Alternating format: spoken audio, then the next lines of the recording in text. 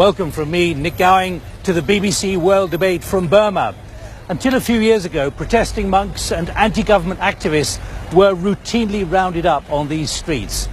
Now the military rulers have authorised political and economic reforms few ever believed were possible.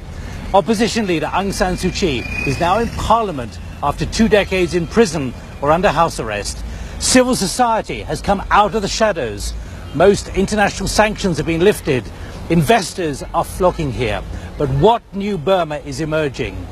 Will a genuine pluralist democracy develop in time for the presidential election 2 years from now, with a vibrant economy to rival Asian neighbours? Can violent ethnic conflicts be resolved to create a stable, united and peaceful nation? That is the world debate. Burma, what future?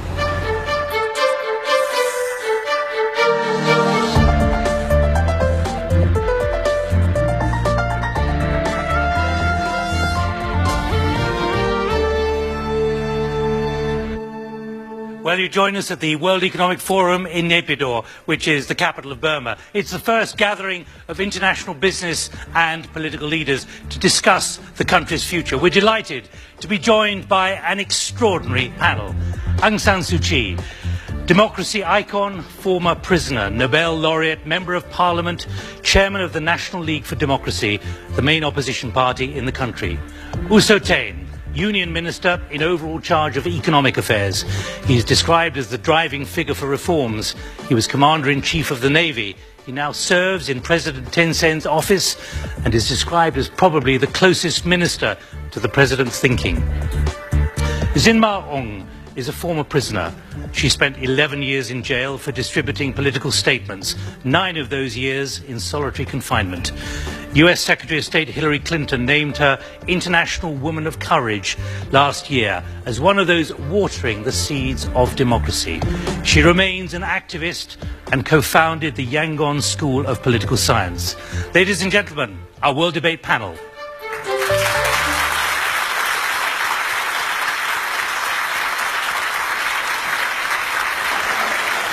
First, though, let me turn to Minister Thein. Thank you for joining us here today. It's the first time the BBC can hold a television debate in your country. This would have been unthinkable 2 years ago when an authoritarian military regime decided to change itself from within. Is this irreversible? So, you know that last 2 years ago, there's changes, historic changes is almost unimaginable. So, Myanmar, now we rebuild Myanmar as a new Myanmar that is democratic or inclusive, dynamic, developed nation. Then we try to stand back our position. Those days we are the failed state. Now we move the active, responsible memberships of the international community.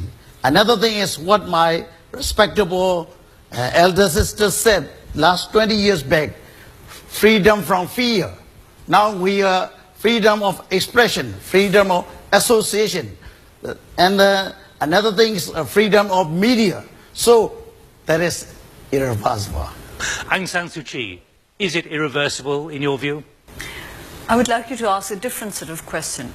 Whether or not this process is irreversible, but whether certain mindsets are reversible. Whether or not this process is irreversible will depend on the reversibility of certain mindsets on both sides of the divide. Because what we need most of all is national reconciliation and commitment on the part of the great majority of our people to go forward with this process. So it really depends on our commitment and determination. So it depends on the reversibility of mindsets, which is not an easy thing to do, but I believe that we can do it if we are committed enough. Aung, is it irreversible? Do you and your students feel politically liberated and with no fear, or could you find yourself back under arrest one day? Is that something you still fear? I don't feel like that currently, but regarding to your questions, if is it reversible or not, that is my also concern. Is it reversible? But if it's turning around the cycle or we are going forward, that is my concern. Aung, you went into exile in 1988 and returned only last year. You're founder and editor of the Irrawaddy magazine. What's your view? I would like to say that this current reform is a process, and but whether this will benefit ordinary people is remain to be seen. And some people I spoke to here, they told me that this reform process is stalled, and they're afraid that it will be sabotaged or undermined by some dark elements in the country. And more importantly, let me stress that the power and the wealth are still managed by the same people who have brutally governed the country for the last decades. Well, let me put that immediately to Minister Thein. That's kind of issue is you have to expect this kind of challenges. There will be other people, they want to reform, they like democracy. Other people sitting on the fence. Other people, they very accustomed to happy with the old regime. So we have to expect that. We need to broaden the reformists. Thus we will win. Aung San Suu Kyi, the danger of sabotage, dark elements at work, trust. I like the word trust. I'm not sure I like dark elements. It's a little melodramatic for me. But do you fear I those think kind that of elements? in politics, you really have to keep your feet firmly on the ground. Of course, there's always a possibility of reversal. I said this earlier, that there's no such thing as an irreversible position. It depends very much on the commitment of our people. And that comes down to inclusiveness, which is something that we've been talking about a lot in this forum. If the people feel that they are included in this reform process, then it will not be reversible. Or at least, let me put it this way, that it will not be easily reversible. But if there are too many people who feel excluded, then the dangers of a reversal of the situation would be very great. Let me go to Ukoko, who's chairman of Yangon Media Group, publishing 2 weekly papers, the Flower News and the Yangon Times. Is reform yet reaching far and wide across the country, do you believe, or not? Yes, many people still arguing that Myanmar reform process still not reaching to the bottom. I don't know what is the cause of that. Because of that, they refer to the daily life of the peoples. Why does happen? Corruptions, mindsets, capacity issues, or rule of law? I would like to know. Aung Jo, as an editor, what restrictions are you still facing, particularly from the ministries? Well, I think since we're sitting here with the BBC World Debate, I think I would say that the press here is much freer. But at the same time, my question is to Minister Thein and also Aung San Suu Kyi, is that whether one day in this long process, whether Ministry of Information is really needed. Minister, you are still controlling the press. They cannot publish what they want to, including about generals. No, I don't think so. Freedom of press and freedom of media is now better and better. You have to consider about that the other side is the Americans. You have to compare with the American way. Then you have to compare with the nearby country like Singapore and Thailand and Vietnam. So maybe the balance. And you have to do step by step. We need what kind of things, what a mindset and capacity for everybody. That's the problem in Myanmar. You have a lot of capacity because you have experienced such kind of things abroad. But we have to think about the holistic view for the media openness. What do you mean by a holistic view? Because there's a population out there, 60 million people, who want to know what's happening in your country. Yes, now you can use a private newspaper and something like that. You have to compare with the yesterday problems. Now better than last year, 2 years back. So better and better, I think so. Aung San Suu Kyi, you're now in Parliament. What needs to be done to improve freedom of the press still? Of course, laws are important with regard to the protection of all freedoms, not just freedom of the press. But I would like to respond to Aung Zo's comments because there are 2 parts to it. One is that is there a necessity for a Ministry of Information? And the second one is there sufficient freedom of the press? It depends on what you mean by sufficient. We certainly do not have perfect freedom of the press. And I think there is too much fear. There's too much fear of openness, and I don't think we should fear openness. We should be able to face openness. That is a sign of maturity in a democratic society. And secondly, with regard to the need for a Ministry of Information, Information in itself, there's nothing wrong with it. What we don't want is a ministry of censorship. A ministry of information is all right, particularly if it helps to take information out to our 60 million better. Zinma, you were arrested and held in jail for 11 years for distributing leaflets. Do you feel you can act freely now? Yeah, compared with last 15 years ago, it's a little bit freer and getting more media. A little bit freer? Yeah. Do you therefore constrain yourself in what you write? Do you hold back in what you write still? Yeah, currently, as I think people in here, non-published, who by the ex-political prisoners who wrote the novels or poems, now they are publishing. In this extent, yeah, we are getting a little bit, But let me just pick up on one point. This fear of openness we've just heard from Aung San Suu Kyi. Do you fear openness, Minister? No. It's one day you have to be. I already mentioned about my elder sister said 20 years back, freedom from fear. That is, we have to move. So people should read this book again. I don't afraid that. I would quite like the government to publish it for me. Yes, right.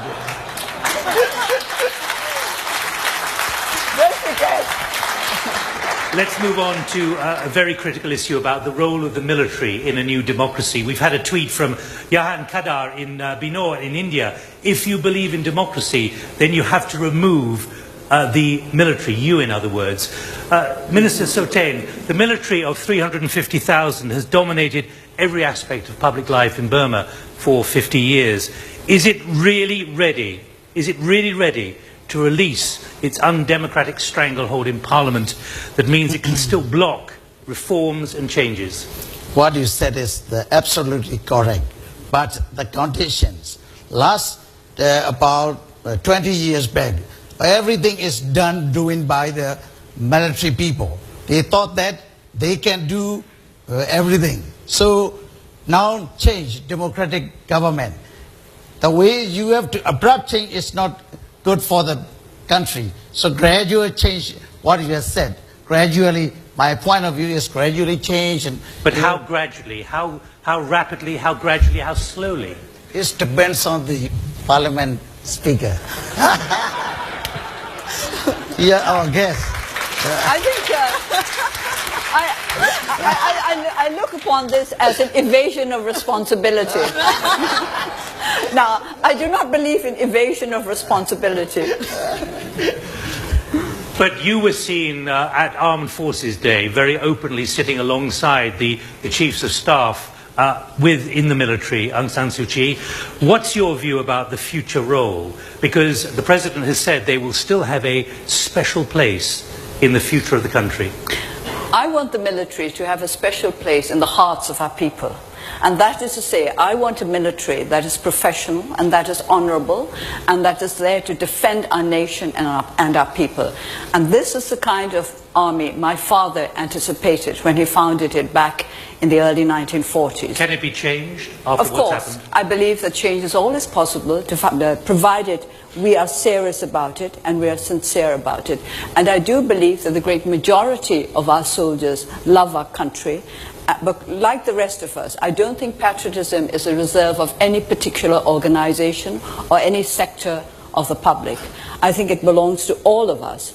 And we all just have to agree on what the role of each institution within a democratic society is. What do you say to those close to you who are worried about that position, like Win Tin, the co-founder of the National League for Democracy, who says that you think you can persuade all the military leaders to become your friends and come to your side? I don't think I can persuade all the military leaders. I think I can't even persuade all the democracy leaders to come to my side. So I think to think of persuading all the military leaders would be a little bit too much like wishful thinking. But I think that not I, but the majority of our people can persuade our military leaders that we should all work together for the good of our nation, and that would require an honorable professional army that has a true place in the hearts of our people. There are high expectations that the military-framed constitution will be changed as the next stage of democratization. So let's move on with that to Sejpan. You are a major entrepreneur. You started from nothing. You now run your own company. You have 30 companies across 8 industries. But here are you worried about the constitution? I think the constitution as it stands today is a vast improvement of what it was before. But if you say, do we need improvement? Do we need amendments? I think we definitely do. And the issue of 25% of the legislature being occupied without election, is that democratic? It's a very hot topic of debate. And that is my question to Dosu. What do you think are the chances for the parliament to amend the constitution in order to pave the way for you to be president? That is not the only part of the constitution that needs to be amended. I think there are many other aspects of the constitution which should be a worry to those who believe in democracy. But I will also have to make the point that this constitution is said by experts to be the most difficult constitution in the world to amend. So we must start by amending the requirements for amendments. We have first got to make the constitution amendable. And then we start thinking of which parts of the constitution we are going to amend. And of course there's a debate about whether we go piecemeal or whether we go for the whole thing. We just renegotiate the whole constitutional process. But first of all, it's got to be made amendable. At the moment, you require more than 75% to amend the most serious parts of the Constitution. And I always say, apart from the fact that, of course, 75% of the seats are not really filled by civilians because there are some constituencies where there have been no elections. So even if we had the full quota of 75% civilians, I always make the point that we would need at least one brave soldier to stand with us. And then we can amend the constitution. And then we have to go for a referendum. Excuse me, I want to add on what my elder sister said. So the constitution is doing by the human being. So you can amend by the human being. This is not the permanent one. That's what we said. Another thing is for the democratic point of view and for the all-inclusive point of view, you have to measure the constitutions. That's piece by piece. You have to, the yardstick should be the democratic and all-inclusive. That is the main point. Jinma. Yeah, I would like to ask regarding to the 25%. According to the amend the constitutions, actually in democracy, majority rules and minority rights. In this regards, 25% is more important than 75%. What does that mean? Is 25% is getting veto to amend the constitution. That is, I think, the trap for us to amend, how to amend the constitutions, or people power, or something, some other social. We still need some other social movement or something like that. And that's not the end of the story. There has to be a referendum afterwards. Yeah. You are having a very active debate, both within your party and other parties, about the future of the Constitution and the changes needed. But Sejpan has a very important question, which is backed by a lot of social media, Aung San Suu Kyi. Let me read Vikram Jain from India. Burma's future will be bright in the hands of democratic leader Aung San Suu Kyi. Roger Haddad, a member of the Swedish Parliament, will she run for president in 2015? Everyone's asking the question. You give us your answer. Well, I want to run for president, and I'm quite frank about it, although I was told by a BBC interviewer that she'd never come across a politician who'd ever admitted to wanting to run for the presidency. But you just said you do. Yes, I do. Because let's be open about it. There are those who say that I shouldn't say I would like to be president, but then if I pretended that I didn't want to be president, I wouldn't be honest, and I would rather be honest with my people than otherwise. But in order for me to run for the presidency, you don't really run for the presidency because it's not the presidents are not directly elected. But for me to be eligible for the post of the presidency, the constitution will have to be amended. Right, let's move on to another issue. The massive challenge now is reconciliation with both political activists and ethnic minorities. Let me give you a sample of this. Adrian Enriques from Jamaica. President Thein is making some really positive reforms that has implications for a good economic and political future for Burma, but ethnic and social problems are a setback. Let's get a sense of the feelings here. We are joined by a monk, U Isaria. Welcome. You're a monk from Rangoon. You're a leader of the Saffron Revolution in 2007. You were sentenced to 22 years for inciting riots and tarnishing the image of the state, and you served 4.5 years in prison. What's your view about this critical issue? I believe that in the reconciliation process, with activists and minorities, trust building is vital. I strongly believe that if we could implement the saying, no one above the law, the mutual respect and trust will be irrefutable, so that the state must ensure the independence and impartiality of the justice system. May I know whether this will be implemented? You're saying no one is above the law, and you want independence and impartiality of the justice system. A concern then from a very significant part of the community. Thein. We plan to do step by step, and I think maybe the end of the year, genuine people, genuine political prisoners will be released. But no one above the law, that's what we're hearing from U Isaria.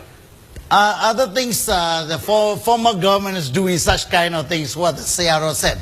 Now we did in the transparent way, and judicial is independent. No, it is not independent. The judiciary is not independent. The judiciary is very much under the control of the executive. To begin with, it's the president who appoints the chief justice and the justices in the regions as well. So what we have to do in order to establish rule of law in this country, which is absolutely necessary if we are to go forward with the reform process, because that's a key ingredient of inclusiveness. If people feel that they're all partaking of the protection of the law, that's a first step towards a perception of inclusiveness. And in order to have rule of law, we need a free and independent judiciary. And I must disagree with thein, and since I'm his elder sister, he's got to listen to me. The judiciary is not independent. It's according to the Constitution. When you have to amend the Constitution, it's okay. Then another thing is we have to strengthen the rules of law. We're joined by Salil Shetty, who's Secretary General of Amnesty International. What assessment are you making from outside of the state of law and human rights here? If we're talking about rule of law, we're talking about accountability for ongoing violations and past violations. How do we make sure that there is an end to impunity in this country? Let me add that we've had a lot of tweets and Facebook on this. Here's one from Billy Mayaya, a human rights activist from Malawi, who says right now the government of Myanmar is releasing syrupy rhetoric, but is it ready to account for the atrocities of the past? Jinma, do you want revenge? Do you want accountability for those who've done whatever they've done here in recent years? As a political prisoner, I personally, I do not have any sense of revenge. But the thing is, justice is really important.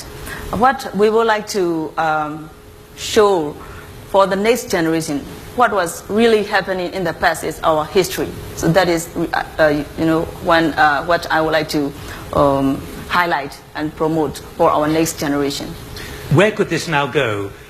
In South Africa, they've had the Truth and Reconciliation Commission. Is that something, Aung San Suu Kyi, you believe should be happening here? I don't think of it in terms of a commission, but I think that there are very strong links between truth and reconciliation. I do not think that accountability is the reverse side of revenge. No, it does not mean that because you want people to be accountable, you want to take revenge on them. But I think there has to be an acknowledgement of our past. Unless we are able to face our past freely, we will not be able to proceed freely towards the future. But I for one, am entirely against the whole concept of revenge. But accountability is related to courage. And I like courage. I admire courage in individuals as well as in organizations and in nations. And I would like us to have the courage to be able to face our past squarely, that the same mistakes may not be repeated in the future, but making it quite clear that I personally am not for trying anybody or punishing them or seeking revenge or taking the kind of action that will destroy people for what they had done in the past. Because I believe in accountability, but also I believe in people's right to redeem themselves. Thein, it's important to underline you were nodding agreement there about looking and examining the past. So you have to think about the right blend for the understanding of the past and appreciation of the evolving or present dynamic. That is, should be the, sometimes you have to think about that. What you have said is absolutely correct, but we need time. We are in the dark age or the other system about 60 years, not 60 months, not 6 years. 60 years is 60. Is, you know, too long. Now 2 years. We have idea to arrange for the, you know, everything we have to change, but we need time because we need time for loose the tighten the rope about 60 years. So you have to untie the rope